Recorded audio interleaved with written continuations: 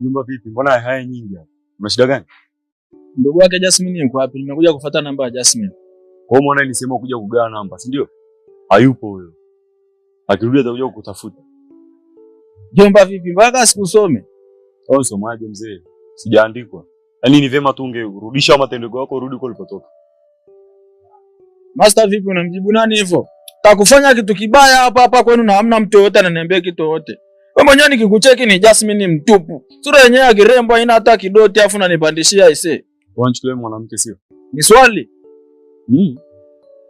Nitakuvuruga. Yaani nitakuvuruga. Yeye ana makosa kaka, ni mimi. Wewe. Bahati yako. Unaona hata siku moja tena unarudisha matendo yako hapa. Ungeacha nimchafue hata kidogo. Shenzi. Nenda zako huko, mwanaume mzima unafua kama mbuzi afu unaniletea mdomo. Huyu vipi huyu? Achana naye yule, hasira zake tazimuishaki kabisa. Hasira zake ndo aniletea mimi. Waletea hao madogo huko mtaani kwenu uliowazoea na sio mimi. Msamie tu kakaangu bora. Mnipe namba chapu mimi nisije nikafanya kitu kibaya hapa nikajikuta niko jela.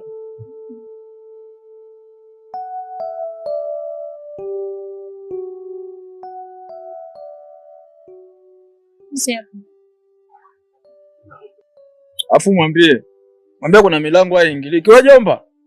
Sawa. Wewe jichanganye hivyo hivyo, kuna wakati utaimba nyimbo ya taifa. Utaona dunia ni chungu. Mwambie. Sawa.